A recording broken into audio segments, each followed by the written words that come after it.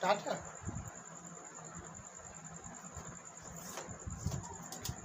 देखिए आज अप्रेंटिसशिप के बारे में बताते हैं। ये अप्रेंटिसशिप क्या होता है, ठीक है।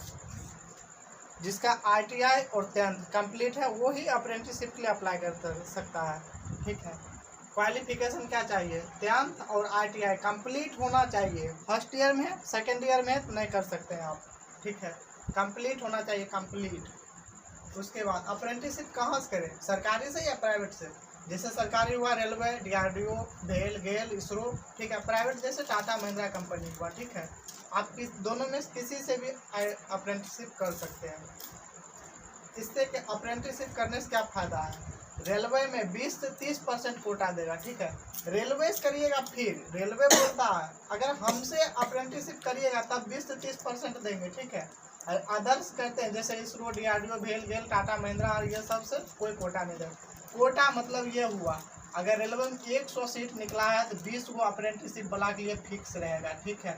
इसमें सिर्फ अप्रेंटिसशिप वाला फाइट करेगा, बचा जो 80 इसमें नॉर्मल ITI वाला फाइट करेगा, ठीक है। ये आपके लिए 20 से 30% 30 सीट फिक्स रहेगा।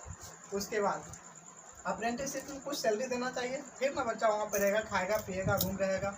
उसमें जो है 7,000 से 9,000 भी देता है सैलरी लेके। कहिएगा आप 7,000 से 9,000 में क्या होता है, तो ये देखिए ये सिर्फ अप्रेंटिस आप प्राइवेट साइटी के सिर्फ डिग्री लिए हैं, ठीक है। उसमें क्या होता है आप सीखने के लिए जाते हैं, जो इलेक्ट्रीशियन से कुछ नहीं जानते, ठीक है। आप प्रैक्टिकल रूम में भी आज तक नहीं गए होंगे, ठीक है। वही है अप्रेंटिसशिप में आपको सिखाएगा। इसी कारण से इसका 7,000 से 9,000। अगर सीख जाइएगा इसको डिग्री आपके पास NAS सर्टिफिकेट आ जाएगा, ठीक है। आप वो लेके किसी प्राइवेट कंपनी में जाइए तो आपको हाईएस्ट 15 से 18,000 रुपया दे देगा लेके, ठीक है। उसके बाद अप्रेंटिसशिप करने का आयु सीमा कुछ न कुछ होगा ना, हाँ है 15 साल कम से कम, हाईएस्ट 24 साल है, ठीक है। छूट भी है इसमें, OBC के लिए 3 साल है, ठीक है। SC के लिए 5 साल का छूट है, ठीक है। उसके बाद कितने नंबर होना चाहिए, किसमें, 10th में, ठीक है। 10th में कम से कम 50% होना चाहिए, फिर आप अप्रेंटिसशिप के लिए अप्लाई कर सकते हैं। अगर 50 से 49% है आपका, 49% है तो आप नहीं कर सकते हैं, आप पहले ही बाहर हो जाइएगा, ठीक है। उसके बाद ITI में तो सबका 50% से प्लस ही रहता है, किसी का 80%, 85%, ठीक है। ये सबका प्लस ही रहता है। उसके बाद कितने साल के होता है, मतलब अप्रेंटिसशिप कितने साल का होता है। अप्रेंटिसशिप 1 साल का होता है, मात्र 1 साल का, ठीक है। उसके बाद रेलवे में जॉब में फिजिकल नहीं होगा। अगर आप अप्रेंटिसशिप करके जाइएगा, railway group D, group C भरिएगा, इसमें आपको फिजिकल नहीं लेगा, मतलब दौड़ धूप पर कुछ नहीं होगा, क्योंकि आप पहले से दौड़ धूप करके आ चुके हैं, ठीक है। उसके बाद अप्रेंटिसशिप मेरिट कैसे बनता है, ये बनता है 10th और ITI के बेस पे।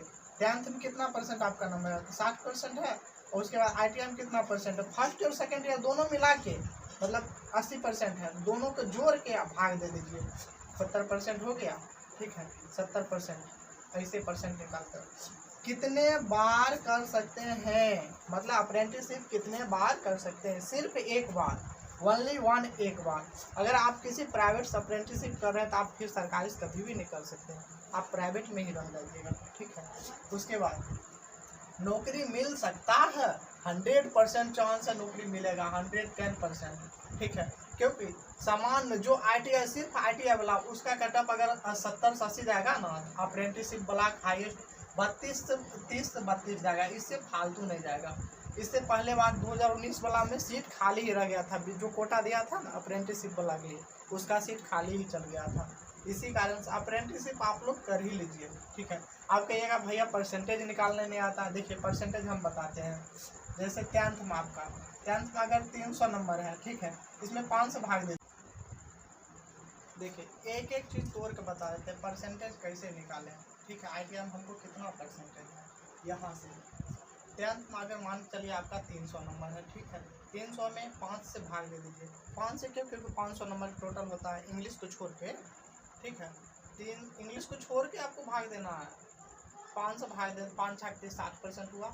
ITI फर्स्ट ईयर अगर आपका 512 नंबर आया, ठीक है, टोटल 600 नंबर होता है, इसमें 6 से भाग दे दीजिए, 85% आएगा, ठीक है। उसके बाद ITI सेकेंड ईयर मान के लिए आपके पास 330 नंबर आया, ठीक है। 330 में 6 से भाग दे दीजिए, 88% हुआ, ठीक है। ITI फर्स्ट ईयर और सेकेंड ईयर के जोड़ने के बाद 173 आया, इसमें 2 से भाग दे दीजिए, 86% हुआ, ठीक है। उसके बाद 10th प्लस ITI दोनों मर्ज करके 86% है ना। 10th ITI 146/2 मतलब 73% आपका नंबर है, ठीक है। ये आपको समझ में आ गया होगा लगभग में। क्वालिफिकेशन क्या चाहिए, 10th प्लस ITI कंप्लीट होना चाहिए। अप्रेंटिस कहाँ से करें, सरकारी से या प्राइवेट से, समझा ही दिया है, ठीक है। हो सके तो आप लोग समझ गए होंगे अप्रेंटिस के बारे में।